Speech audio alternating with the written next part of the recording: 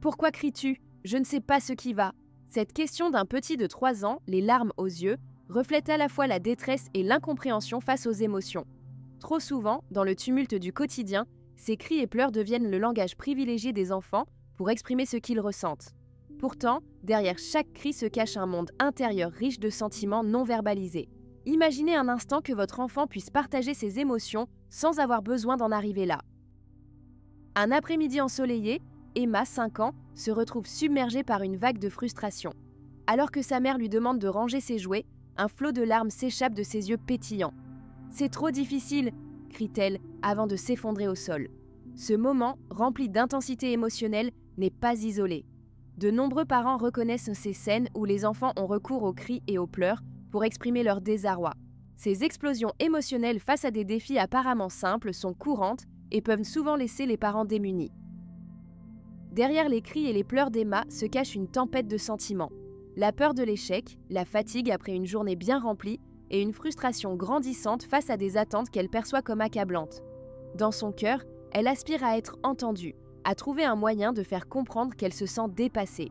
C'est une lutte intérieure, l'envie d'exprimer ses besoins face à l'incapacité de trouver les mots justes. Chaque cri devient alors son cri de ralliement pour attirer l'attention et obtenir du réconfort. Pourquoi ces réactions si intenses? La réponse réside dans la complexité du développement émotionnel des enfants. Selon le docteur Daniel Siegel, expert en neurosciences, les enfants n'ont pas encore pleinement intégré les compétences nécessaires pour reconnaître et réguler leurs émotions.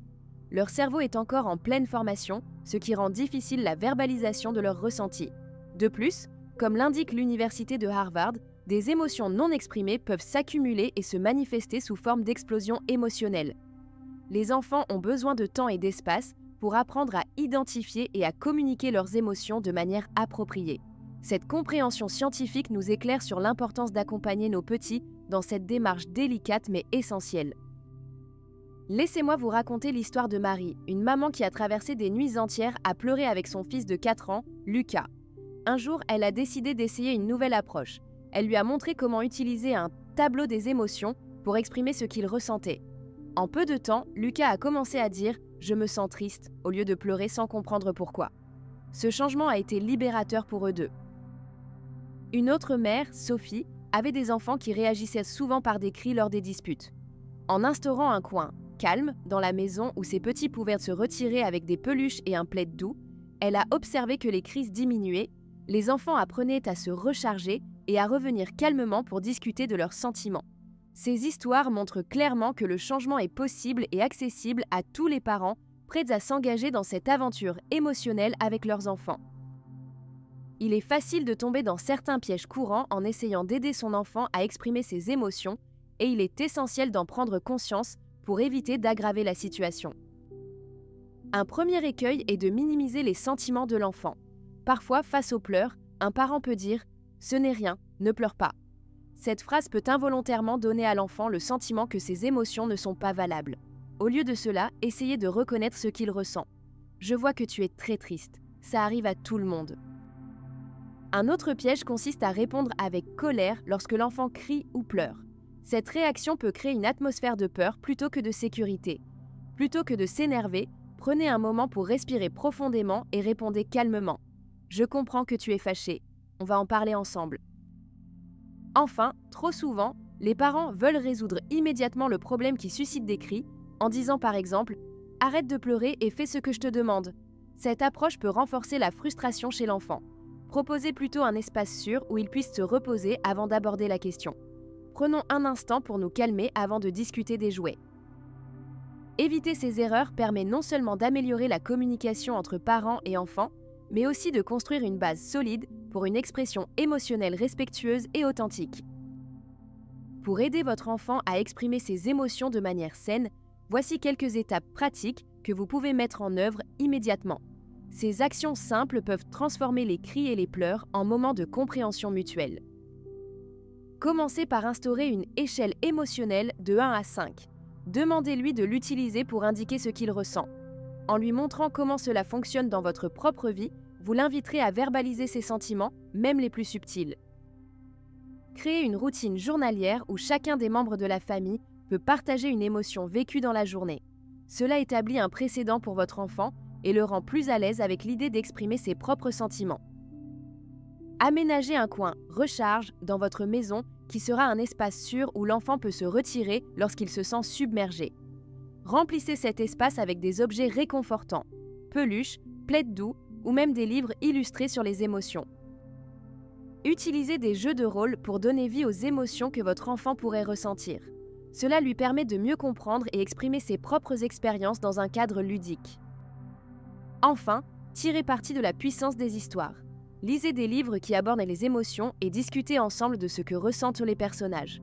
Cela facilitera également le lien entre leurs expériences et celles du monde réel.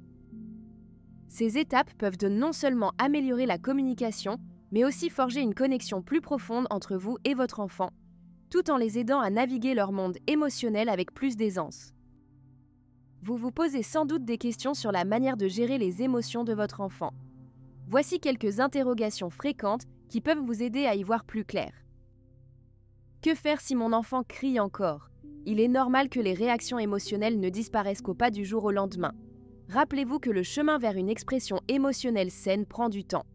Veillez à rester calme et à lui rappeler l'importance de partager ses sentiments. Encouragez-le à utiliser l'échelle émotionnelle que vous avez mise en place pour identifier ce qu'il ressent. Comment puis-je rester calme quand il pleure ou crie ? C'est une question délicate, mais respirer profondément peut aider. Prenez quelques instants pour vous recentrer avant de répondre à votre enfant. Vous pourriez également pratiquer la pleine conscience ou prendre des pauses régulières pour gérer vos propres émotions, ce qui vous préparera mieux à soutenir votre enfant. Pourquoi mon enfant a-t-il tant de mal à s'exprimer ? Chaque enfant est unique et certains peuvent avoir davantage de difficultés à reconnaître et verbaliser leurs émotions. Cela peut être lié à leur développement cognitif ou émotionnel, comme l'explique le docteur Daniel Siegel. Soyez patient et continuez à créer un espace où il se sent libre d'identifier et d'exprimer ce qu'il ressent. Ces réponses peuvent apporter un éclairage sur votre rôle en tant que parent dans le processus d'émancipation émotionnelle de votre enfant, en renforçant l'idée que chaque petit pas compte dans ce voyage ensemble. Imaginez un jour où votre enfant se tourne vers vous avec un sourire, capable de dire « Je me sens triste » ou « Je suis en colère », sans pleurs ni cris. Ce moment magique n'est pas si lointain. Il est le fruit d'un travail commun, d'une connexion profonde et surtout d'un environnement sécurisé où les émotions peuvent être partagées librement. Visualisez cette scène, vous êtes assis ensemble sur le canapé, lui blottissant contre vous avec sa peluche favorite et il commence à parler de sa journée, des frustrations qu'il a éprouvées et des joies qu'il a connues. Que c'est réconfortant de voir votre petit traverser les montagnes russes émotionnelles avec assurance, accompagné par votre soutien inconditionnel. Chaque conversation devient une pierre angulaire dans la construction de son intelligence émotionnelle. Alors, êtes-vous prêt à faire ce voyage ensemble pour créer cet espace sûr et le guider doucement vers l'expression de ses sentiments ? C'est un chemin qui requiert patience et amour, mais les résultats en valent la peine. Ensemble, vous pouvez transformer les pleurs en dialogue enrichissant et établir une relation empreinte de compréhension et de respect mutuel. Si vous avez trouvé utile ce partage sur l'expression des émotions, pourquoi ne pas rester connecté pour découvrir d'autres conseils et astuces ? Chaque jour apporte son lot de défis, mais également d'opportunités pour renforcer votre lien avec votre enfant. En vous abonnant, vous recevrez des ressources précieuses qui vous aideront à accompagner votre petit tout au long de cette belle aventure qu'est la parentalité.